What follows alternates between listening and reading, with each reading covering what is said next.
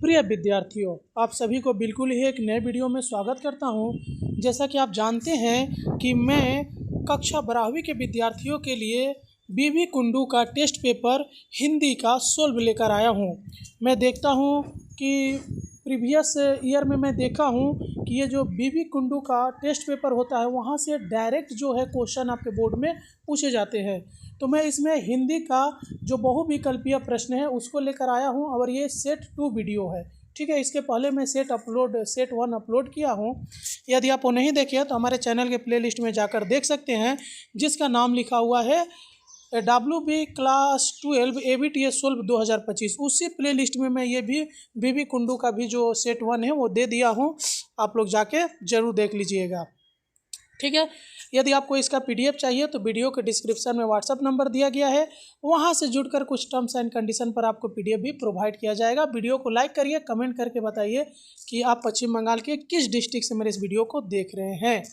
तो चलिए हमारा ये क्वेश्चन शुरू करते हैं कि कुपथ निवारी सुपथ चलावा यह किस भाषा में रचित है? तो अवधी में। अगर कहीं पे भी लगे कि ये गलत टिक आउट हुआ है तो आप कमेंट करिएगा, मैं आपके कमेंट को वेरीफाई करके पिन कर दूंगा। अगला, त्यागो दुरासा जी ते यहाँ कवि ने किससे मुक्ति होने के लिए कहा है? तो मानवीय विकारों से। तुलसीदास किस संप्रदाय के थे? तो रामानुज संप्रदाय के। क्या देखकर सीता पुलकित हो गई है? तो राम के नेह को। सखा सोच त्यागहूँ बल मोरे, इसमें किस भाषा का योग है? तो अवधी भाषा का है। किसके कंधे पर हाथ डाले संध्या सुंदरी आ रही है? तो निरौता के। संध्या सुंदरी में संध्या का क्या किया गया है? तो मानवीयकरण किया गया है। संध्या सुंदरी की सखी है तो निरौता। नहीं होत कोई अनुराग राग आलाप के स्वर क्यों नहीं सुनाई पड़ते? तो वीणा नहीं बजने के कारण। थके जीवों को संध्या सुंदरी कैसे सपने दिखाती है? तो विस्मृति के। संध्या सुंदरी में अव्यक्त शब्द क्या है? तो चुप चुप का। हृदय राज की रानी का अभिषेक कौन करता है? तो घुंघराले बालों में गुथा। मगर भारत भारत रहेगा किस कवि का कथन है? तो दिनकर का। मनुष्य को क्या मारेगा? तो अत्यधिक सुखों का लोभ। दिनकर जी रहे हैं तो राज्यसभा के सदस्य। यंत्र से थकी धरती की रोशनी कहाँ से मिलेगी? तो पांडिचेरी से। अनागत कौन है? तो भविष्य। दिनकर को किस काव्य कृति पर ज्ञानपीठ पुरस्कार मिला था? तो उर्वशी। तिरुवन्नमलई किससे संबंधित है?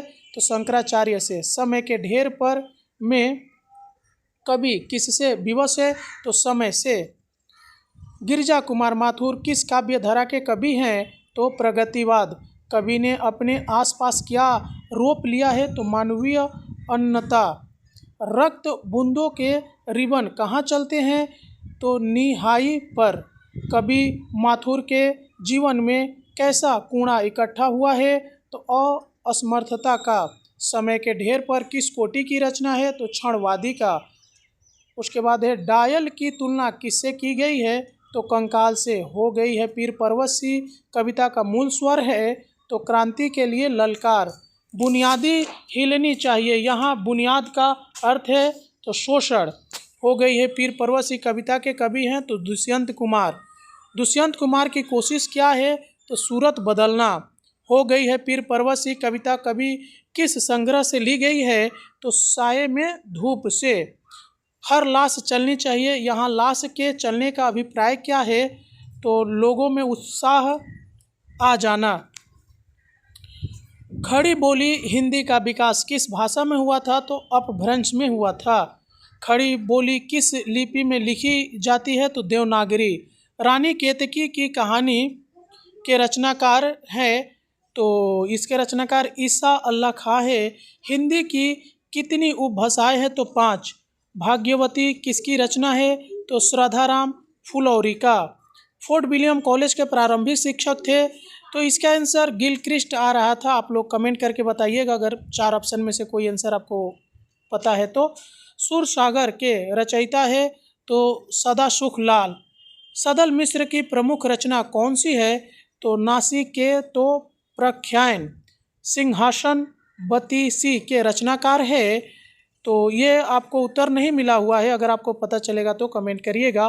भारतेंदु युग का दूसरा नाम क्या है? तो पुनर्जागरण काल। निम्न में से कौन सी रचना भारतेंदु की है? तो स्वर्ण नहीं है, तो स्वर्ण किरण। भारतेंदु की काव्य भाषा क्या है? तो वज्र। मुद्रा राक्षस के रचयिता है? तो विशाखादत्त आंसर होगा, ठीक है। नील देवी किस विद्या की रचना है? तो नाटक है ये। भारत दुर्दशा के रचयिता कौन है? तो भारतेंदु। भारतेंदु द्वारा संपादित कौन सी पत्रिका है? तो कवि वचन सुधा। कर्पूर मंजरी के रचनाकार हैं? तो राजशेखर।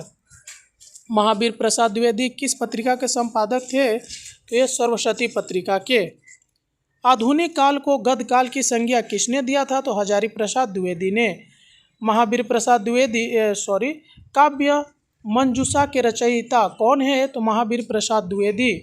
निम्न में से कौन सी रचना मैथिली शरण गुप्त की नहीं है? तो रेणुका। साहित्य सुधा निधि पत्रिका का किस युग में प्रकाशन हुआ था? तो इनमें से कोई नहीं, आंसर होगा उदंत मार्तंड। पत्र के संपादक कौन थे? तो युगल किशोर शुक्ल। नतुन ब्रह्मचारी किसका उपन्यास है? तो बालकृष्ण भट्ट का। बकरी बिलाप किसकी रचना है? तो भारतेंदु की। प्रसाद द्वारा संपादित कौन सी पत्रिका है? तो इंदु। राम की शक्ति पूजा के रचनाकार हैं? तो निराला। कामायनी के रचनाकार है जयशंकर प्रसाद। सूर्यकांत त्रिपाठी निराला को किस पत्रिका के चलते निराला उपनाम मिला था? तो मतवाला। तितली का रचनाकार हैं? तो प्रसाद जी है। स्वर्ण किरण के रचयिता है? तो पंत। अपरा के रचयिता हैं? तो निराला। महादेवी वर्मा मुख्यतः किस भाव की कवित्री है? तो वेदना भाव की। भारतीय प्रगतिशील लेखक संघ के प्रथम अध्यक्ष कौन थे? तो प्रेमचंद। प्रगतिवाद का मुख्य आधार है? तो साम्यवाद। अगला नास अवर निर्माण के रचनाकार हैं? तो गिरिजा कुमार माथुर। नागार्जुन पहले किस नाम से लिखते थे? तो यात्री। कलकत्ता का अकाल के रचनाकार हैं? तो शिव मंगल सिंह यानी सुमन।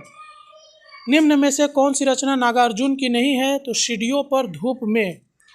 तुमने कहा था ये हो जाएगा। प्रगतिवाद का प्रवर्तक कवि कौन है? तो केदारनाथ अग्रवाल।